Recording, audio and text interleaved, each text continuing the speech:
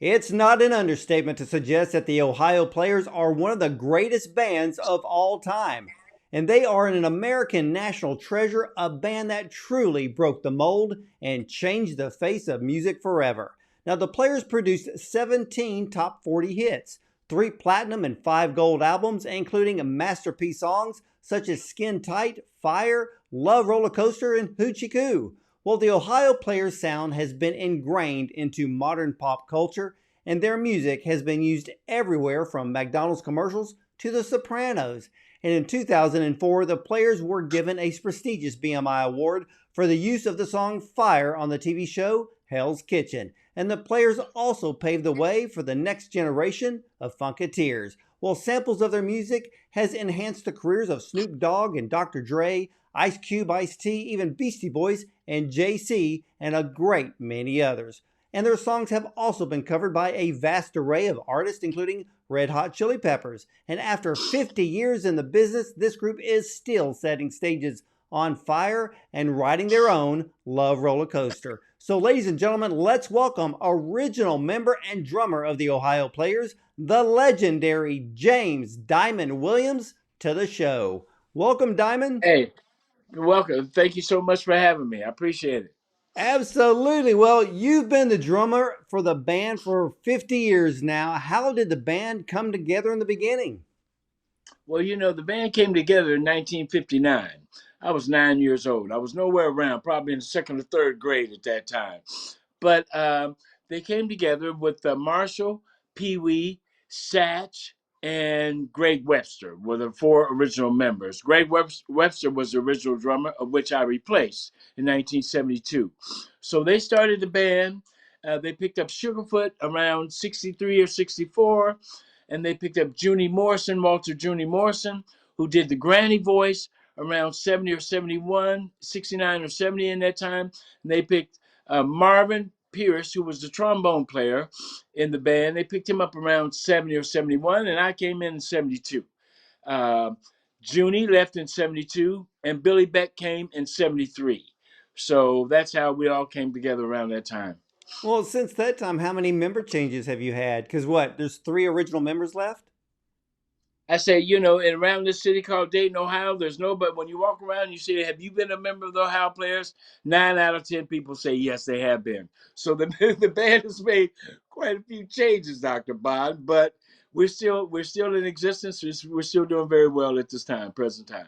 Well, who were some of the band's musical influences in the beginning? Well, I should say around when you joined the band. Well, when I joined the band, music was just flourishing, and great songs were everywhere.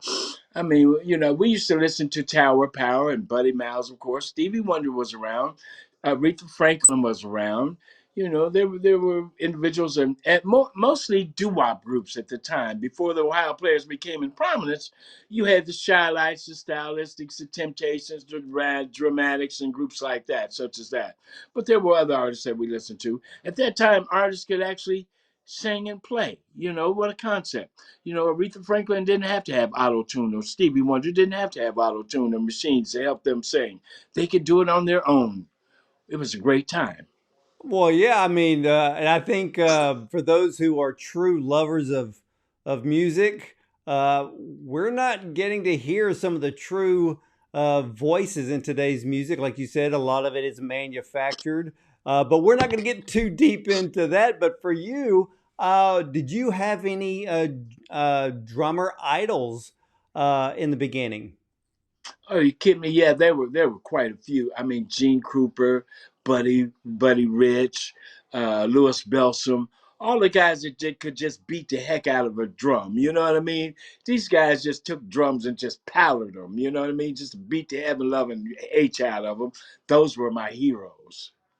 Well, what I love about the Ohio Players as not only were you the drummer, y'all have 2 bass players, so you really bring that deep funk sound and those bass lines to life.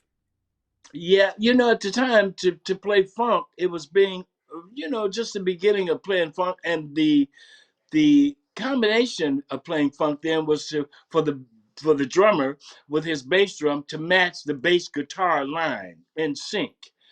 So that doom doom doom doom doom doom doom doom doom doom doom doom doom in Skin Tight is the exact thing that I'm playing with my bass drum. So it's sync, and then that was kind of like the beginning of funk to have those two match, and it's quite complicated sometimes for me, but we made it happen. Well, you did make it happen, and I kind of miss, to me, they don't really bring, the bass lines forward too many times anymore, and sometimes I miss a little bit of the bass solos in the songs that we used to hear in the past. Yeah, you miss a lot of that now. Songs are being kind of orchestrated a different way. It's not too many funk songs out now. Not too many bands, as a matter of fact. I'm looking for the resurgence of bands to come back. It's about time for bands. Bruno Mars had a great band, and now that Silky, him and Anderson .Paak have hooked up. But I'm looking for bands to make a resurgence. Well, yeah, I mean, we have artists like what, Bootsy Collins and maybe Nile Rodgers. Oh, of course. Yeah, Bootsy's from our area here, not too far from Cincinnati. So we're very aware of him. Oh, awesome. Yeah. Well, what was life like when the band had its first big hit song?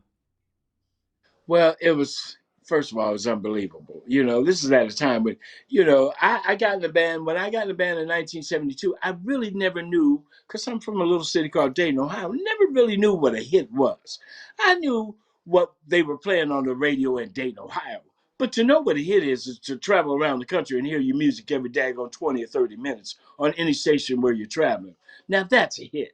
The first time I knew what a hit record was when I was traveling with the band going to Milwaukee, and Me and Mrs. Jones was out there in 1972. Me and Mrs. Jones, Billy Paul.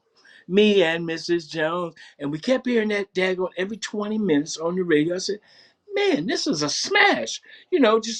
Everywhere. Another song was, but before I got in the band, I didn't know what a hit was, but I heard the song "We Vacation" one summer at Atlantic City, and hearing "Under the Boardwalk" at that time. Under the boardwalk, out by the sea, was on every 20 minutes coming from New Jersey to Ohio. So I said, "Daggone, I'm hearing this record everywhere." Tiny did I know that we would have one of those with Skin Tight. Now, Funky Worm was prevalent.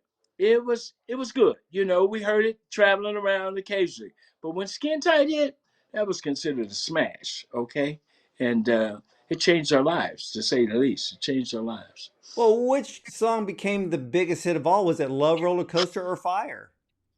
I don't know. I kind of think it's a toss up. When you say even in advertisement and and all that stuff, movies and all that kind of advertising, Fire and Roller Coaster have competed quite well together, being first and second. I couldn't call who's on first, who's on second. That old scheme: who's on first, who's on second, who's on third. I don't know. Whatever was on first, um, both have done quite well for us. I went on Spotify just to kind of use it as a gauge, and I was really surprised that Love Roller Coaster is placed at number one. I think it's over 56 million plays, and Fire is over 33 million plays. I'm thinking, I thought Fire would have been number one out of those two songs. It said right, 56 million plays. If I could just have a penny for each one, Well, just a you penny. have almost a million listeners per month, so the Ohio players are still as popular as ever. Of course, the band is known for its incredible funky grooves. How has your own drumming style evolved over the decades and still keep that signature sound fresh? I'm still trying to evolve. I'm still trying to get faster and learn more things. Okay, that's a daily process at this age.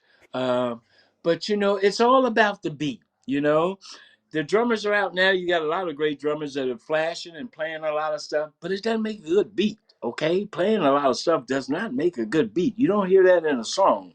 What makes a good beat is what makes your body move and where you can feel the rhythm of what's going on within the song.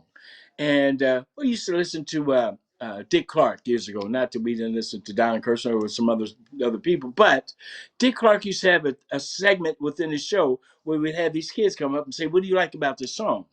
And I would always listen to that, and most kids would say, "Well, I like the beat." Very few would say, "I like the words," because who listened to the words? Some people would say, "I like the groove, I like whatever." But in most cases, they said, "I like the beat." And that kind of hit hard to me. It's like, well, the beat is important, and the beat makes you move. So that's what we kind of, emphasize with our songs, to make a beat that would make you move, and to keep a beat that would keep people, in time with what's going on. You never want to lose people, with It, what's going on in the song. it's funny how that you bring up Dick Clark because I probably watched more episodes of Soul Train than I ever did Dick Clark. Yeah, that's right. Well, you're right. Don Cornelius did a great job likewise, but he didn't have that segment on his show. Okay, what Well, do you like about the song? that's So true, and I think moving into what the 1980s, we had what was that show called? Solid Gold. Did y'all ever solid appear gold. on That's that? right. No, we did. I don't know. We might have. I'm not sure. When it came out, probably not.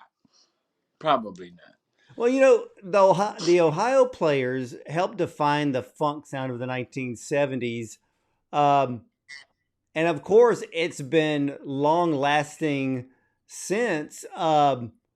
And then when hip hop really came into its own and became a national music genre, how did the sampling idea work for hip hop? Meaning, and knowing that many of those samples are coming from the songs of the Ohio Players.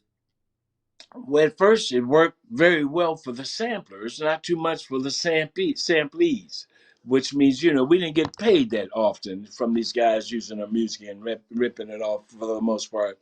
It was new technology. In some cases, we didn't even know we were being ripped off. It would be so cleverly disguised within the track, either the rhythm track or the melodic part that they might use from a song. It was kind of hard to find out who's using what and what's going on. Um, Kind of like these, these things, these drum machines and all this technical stuff and this AI stuff that's going on now. You kind of have to watch it and be ahead of the game, or you lost some daggone valuable stuff along the way, possibly. With musicians, we were kind of being ripped off and not knowing who was using our stuff, and they had to kind of label it and let us know that they're sampling our stuff, and we had been sampled more times than we ever thought we were, as we probably are today. That's what technology has done. um, you should have musicians, and listen, of course, every musician rips off somebody. Okay, I mean, music, we only have certain amount of notes, 7 or 8. Rhythms are only so complicated. Okay, we listen to other people. We cleverly disguise and steal, for a better word, things that appeal to us. So it's been done, but it's been done by people instead of machines. That's the difference. And so it made a difference in the technology, and being able to find out if your songs are being used and sampled, as the case might have been then. But for the most part, um, they say flattery is the highest form. That somebody imitating you is the highest form of flattery and imitation, all that stuff, and that works. That's great. We're glad to be of assistance, as other artists have been to us. That's all we can look at it Well, as. I think the highest form of flattery in the music business is the royalty check. Yeah, that's right. To go to the bank is the highest. Don't get me wrong. That's the highest. Okay. Yeah, Yeah, and no you know doubt what? about it. Well, Diamond, you're not the only one that I've heard this from where the whole sampling deal, I get it's a great idea, but I think the Yeah. artists need to be paid on the sampling because when the sampling is used, those who really know their songs and know their music can identify what song and what group or artist that actually came from. And I'm surprised that I know for a fact that if one artist wants to cover a whole song from another artist, they usually have to ask permission. And I'm Correct. surprised that Correct. with sampling, no one's asking permission. So if you're not asking permission, you're technically ripping them off. Correct. Again, no doubt about it. No doubt about it. The situation dealing with this sampling And even playing somebody else's material deals with a bar limit, 8 bars, where if you play identical anything of somebody's origin, then you have to give them credit for that, okay, of the 8 bars. We were a little negligent of having knowledge about that when we did. I think it was Sweet Sticky Thing. In Sweet Sticky Thing, there's a part where we sing birds do it, bees do it, even you and me can do it. If you love me. Oh, that's Let's Love. That's where it's at, in Let's Love. And that little birds do it, bees do it came out of the Gone with the Wind, a very, very popular movie. And it kind of took all the daggone royalties we had from that song because we didn't alert them that we were using a line like that is very popular, and we had to pay for it. So such is life. Yeah. It's amazing how the whole music industry has changed over the years. And I want to bring something up because the Ohio Players, in a way, kind of set an album cover standard. Back in the day, it was considered a little racy with some of your album covers, correct? Risky, racy, risky. Yes, we were on the edge. Okay, we had evolved to the edge of porno and promiscuous promiscuity of people doing things and living lives. No, actually, listen, we thought about it. Ohio Players, a couple. We're like, at that time we were 7 guys. We increased to 9 after a few years, but we were 7 guys, rough, crazy looking rough guys. We were not going to make a good album cover. Okay, we made good music, but not a good cover. Okay, and we were conscious and cognizant enough to know that if we had a nice looking young lady on an album cover, it would attract eyes. Okay, we're talking about being at a distributing house where they got thousands of records or whatever, and you want to catch the eye of these buyers. Well, we caught their eye, okay? And we thought if we could catch their eye, we could catch their ear next, okay? If they take it home, maybe they'll play this album instead of just looking at the cover. It worked well. Well, probably had a lot of young boys buying the album and then hiding it from their parents. I was one of them. Okay. I was young. I was young then too, Dr. Bond. People tell me all the time, they say, Diamond, I grew up with your music. I said, I did too. Because I was 24 years old when Skin Tight came up. You know how guys grow a little bit later. I grew up a lot listening to our music and playing our music. A lot. So such is Well, life. well, did y'all ever get any flack from the design of the album covers? Of course, back in the day, it's not like it is now where we have social media and everything is accepted pretty freely. But back in the day, it was the album sitting on the rack at the record store. Yeah, and record stores got quite crowded at that time when Ohio Players albums came out. People would come and just pander and pine at them and look at them, lift them up and open them up and see what it looks like on the inside. It was quite a good day. Well, you know what? We never got too much slack. Never anybody too much said anything negative about the album covers. How could you say something negative about the Honey album cover? Are you kidding me? Are you crazy? You know, and particularly no guys at all. Okay, we never heard anything from any guys. If it was from ladies or women, they would say, I'd like to be next or something like that. And we had cameras out to help partake in anybody who wanted to give us pictures or something like that. We kind of say, hey, we're taking pictures for the next shot. It was crazy time during that time, Doctor. I can tell you that right now. We had much fun with those album groups. Never too much negative stuff at all. Absolutely none. Yeah, and to me, I think most of the Ohio Players album covers today, they're still iconic. Yeah, people keep them around. That's an album cover you don't throw away for some reason. You know what I mean? That sleeve right there is one that will be used for years, I would imagine. And thank God that our music is being used likewise. Oh, absolutely. Now, how many, on average back in the day, how many dates did y'all perform?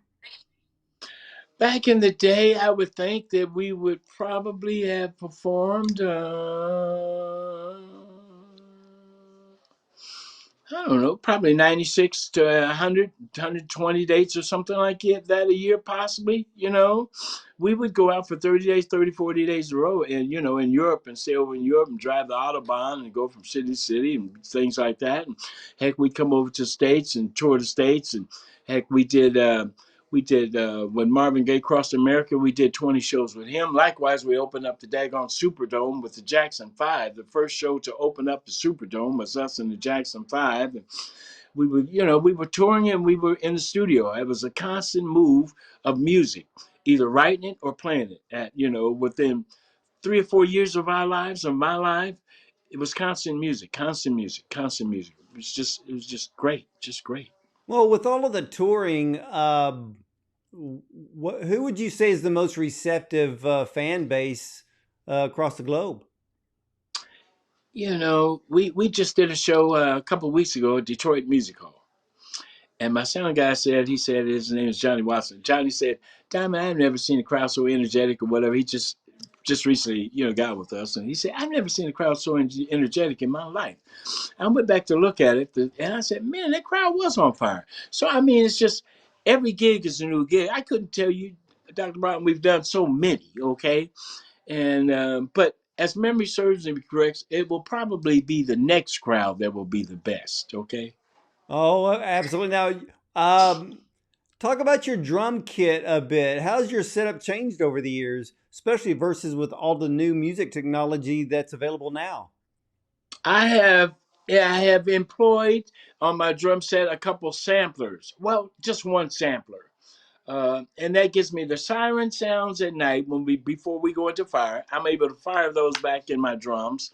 And I've got some hand claps back there that I use on certain grooves. When I tell the crowd to clap their hands, I kind of give them some help with my sound back there. And I've got timbales and stuff like that I fire. Now, when I say it's a sampler, I'm playing those parts. They're not, it's not on the sleeve. It's not just playing on this. I am actually playing the part. So we are one of the only bands that are constantly still playing all of the music that you hear on stage live. Everything is coming off live. And no tracks whatsoever. That's amazing. No tracks, no stems, man. We pride ourselves on loving the instruments that we play and practicing them enough so that we can play them accurately enough in front of the audience. Not too long ago, Wolfie Van Halen said that if you write the song and you play the song on the record, you should be able to play that song live. You should be. Now, how long you can play it is the thing, okay? And here we've been playing it for 50 years, so I'd like to think we're getting better at it. Practice makes perfect, so we're getting better at it. Well, it's amazing that the Ohio Player sound is still as not only iconic, it's never aged. I mean, millions of people probably can get the song Fire stuck in their head and walk around all day just kind of singing that one line. Man, I love all those people. Okay, they're blessed individuals right there. And again, we have been so blessed by having the ability and having a gift to have written songs such as that. Man, that when you say fire, people only think about Ohio players. There's been some other fire songs. Don't get me wrong, but generally people think about Ohio players. When you think about Rollercoaster, as a word, people think about Ohio players. That's great. I mean, it's absolutely fantastic. So it's amazing. I look at ourselves as pharmacists of the soul, Dr. Bond. Now Oh, I listen to that. love Here, that. yeah, we're pharmacists of the soul because we write soul music. Okay, so I'm a pharmacist. Every day when I go to a concert, for whatever we think is necessary for their soul, right? At that time. So sometimes we write a prescription called Love Roller Coaster. Sometimes we write out one called I Want to Be Free. And it affects their soul, okay? The people out there, we know we're part body, spirit, and soul, okay? And that soul is where musicians contact. That's our contact to you, okay? So we use that as pharmacists. Well, here's what I love about the Ohio Players sound. And like you said, even today, we don't get a whole lot of that sound. Yeah, many thanks to Bruno Mars for really, bringing that funk sound into the modern era. Nile Rodgers is still tearing it up. But, I miss the days of like, Rick James and then hearing songs like, Kung Fu Fighting or Play That Funky Music, White Boy. The list goes, Brick House. I mean, the list goes on to where you really get that heavy, heavy, funky beat. And because of that beat and because you're the drummer, you're the one that makes, songs like Fire and Love Roller Coaster and the others so catchy. And, well, we just get them stuck in our head where they belong.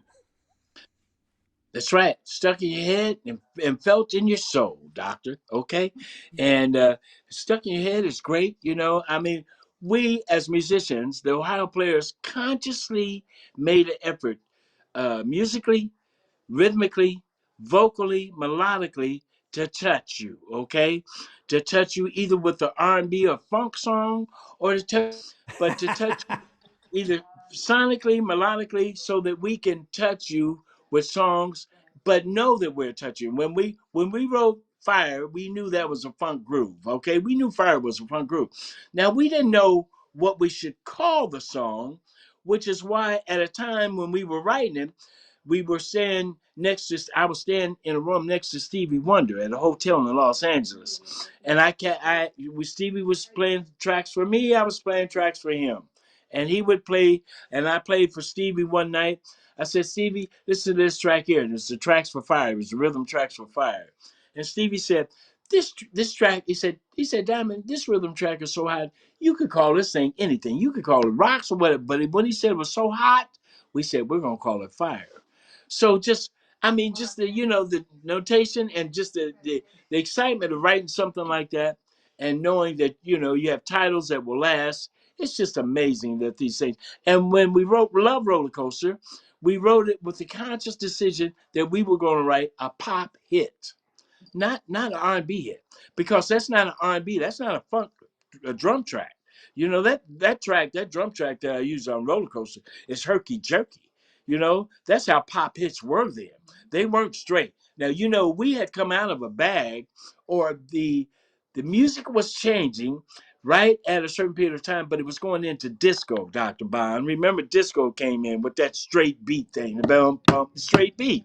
Well, that you can't hear no syncopation. You can't, there's no space there. So when we wrote Love Roller Coaster, we said we are going to write a pop hit, and thank God we did, and it was, and everything worked out fine. You bring up the disco era. I mean, how did the Ohio players do during that time? Well, we didn't do we didn't do too well at that time. Actually, we weren't a disco group. We tried to write songs that were a la disco. Heck, rhythmically, it was easy. You just put your foot on bass drum, 1, 2, 3, 4, just keep it going. You know what I mean, like a daggone truck or something. But it was limit. I mean, there was limits to disco. Rhythmically, there's all kinds of limits because you can't leave a space. You can't leave. Just constant that. It was monotonous. It was boring as a musician. You know what I mean? This over and over repetitive type rhythm going back and forth. It's like, this is crazy. This is not why I went to school. This is not why I took 10 years of private lessons. This is not what was all city orchestra and band and music scholarships and free scholarship to Kentucky State. This is not why I went to school for this stuff right here. You know what I mean? So it was almost like when I got in the band, and Funky Worm was the song that was out there, and I told you it was the first song.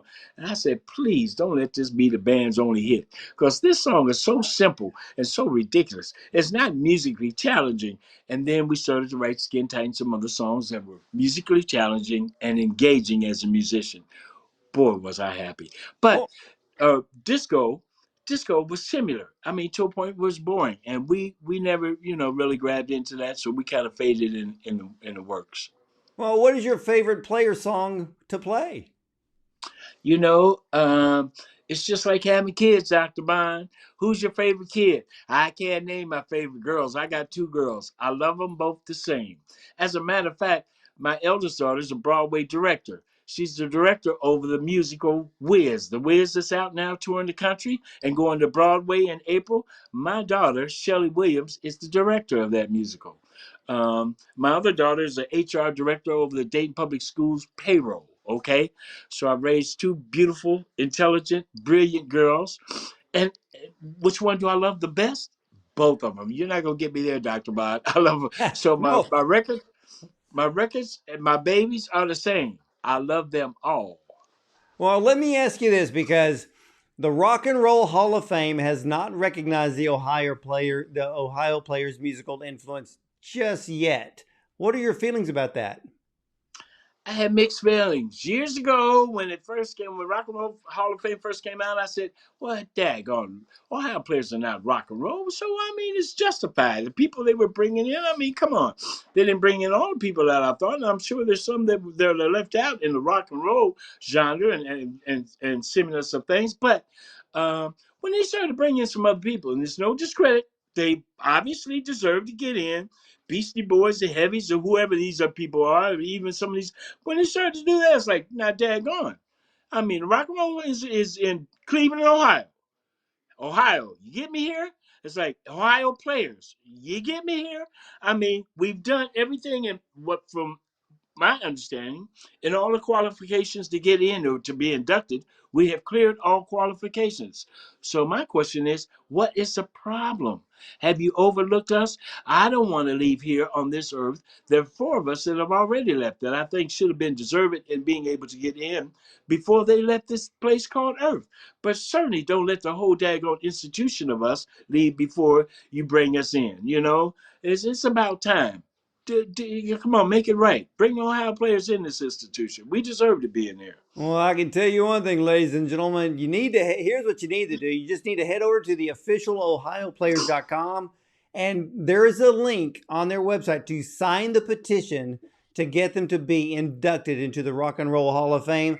They are part of music history, and that's exactly where they belong. And Diamond, my goodness, for you, who are some of the best drummers in the music business today besides you? Well, I thank you so much for your vote of me being one of them.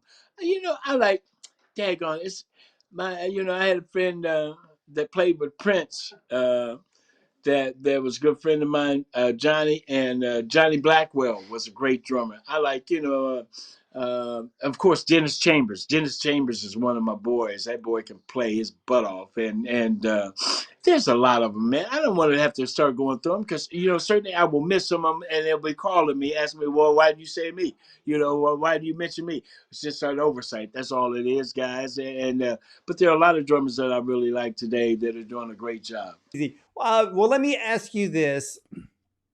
Are there any artists that the Ohio players would love to collaborate with today? Any young artists that some of these rappers, I would love to do something with Bruno Mars. That's a band we'd love to get with. But I mean, we did a show a couple of weeks ago. Actually, it was the first show that we've ever had the chance and privilege to play with him, and that was a group called Tower Power, and it was in Stockbridge, Georgia. It was a great show. I With the Ohio players, are there any modern day artists you would like to collaborate with? Sure. Bruno Mars would be one modern day artist I like to collaborate with. We a couple of weeks ago we played with a group called Tower Power in Stockbridge, Georgia. First time we had played with them. Of course, that was a band that we used to cover. I got to meet David Garibaldi for the first time. He did a Facebook a selfie and said I was his hero, and I said you my hero. We back there slapping each other and hugging each other. It was just wonderful because I used to play his tracks when I was with a band before I got with the Ohio players. That's how long, the Tower of Power has been around in existence of music. And so it was certainly great to see him and play with him. I'd love to do more shows with Tower of Power. What a wonderful group. But I'd like to go out with, Chicago. I'd like to go out with, we've never been out with Earth, Wind, and Fire. We've never done a tour. It should be a tour going out with Earth, Wind, and Fire, Kool and the Gang, and Ohio players. What a show. We need to, hook up packages like that. We've never had in existence, since the 50 years I've been around. Of course, we've played with all. Listen, it would be a treat to go out with Stevie Wonder. Are you kidding me right now?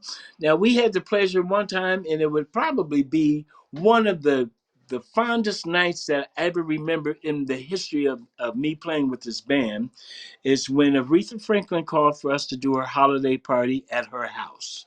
Now, Dr. Bond, you're talking about a kid in a candy store or being there on Christmas Day opening up gifts. When I went and knocked on her door, she said, "Come on in, Diamond." And I went around and she said, "Honey, you can look all over my house," because I was looking. And she said, "You can go anywhere." And I did. And I asked her, I said, "Riri, can I pick up these Grammys?" She said, "Honey, you can open up and pick up anything." It was just like, it's just the best day of my life. The best day of my life. My wife and my daughters were in the kitchen cooking oxtails and whatever, whatever, with a Riri in the kitchen. And it was just a great day. It was like, are you kidding me? We got paid well. What a wonderful day. Something I will always remember. So there have been great times and great days and being part of this band. And great musicians that we played with. I mean, being out with Marvin Gaye and having Elton John when we was at the Hammersmith Odeon and we were taking over number one spot on the R&B charts, knocking him off. He came to congratulate us that night in London. And it's, just nights like that. Man, are you kidding me? Nights, just unbelievable nights. Well, I think you may have answered my next question because I was going to ask you, what is your greatest memory of them all? There's too many to remember. I'd like to keep my memory forever, but I'm sure I will forget some of them. There have been so many, magnificent, just monstrous nights that we've been able to have within our career and within my lifetime. So those that I mentioned before are a couple of. Well, I tell you what, I mean, the Ohio Players is still has one of the best sounds in music today. And ladies and gentlemen, you need to head over to the official ohioplayers.com for all of their music, their tour schedule, and so much more. And again, and I've already signed the petition. So while you're on their website, sign the petition to get them inducted into the Rock and Roll Hall of Fame. I've already done my part.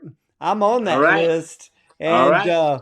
I want everybody else out there watching and listening to do the same. And if you're one of those million listeners on Spotify that listen to Ohio Players, you need to be signing that petition. And we need to see them up there in the Rock and Roll Hall of Fame. Look, they're called the Ohio Players for a reason. And the Rock and Roll Hall of Fame is where? Ohio. Cleveland, in Ohio, fact. Cleveland, Ohio. That's it. And Diamond, I want to thank you so much for sharing part of your musical legacy with us. I thank you so much. When Martin told me I was doing this interview with you, Dr. Bond, and that you were into physicality, and all that kind of stuff, I said, boy, I'm the wrong guy for that. I eat too many baby roofs at night and barbecue chips at 3 or 4 o'clock in the morning. How am I going to say anything? But I'm able to stay, I will mention that, I'm able to stay in pretty good shape because I play drums, okay? And I beat them kind of hard, and it works out for me. But it's truly been a blessing, and we really thank you and appreciate you for having us on this show. And I've had some great fun. I thank you so much for your questions. They've been very, very insightful.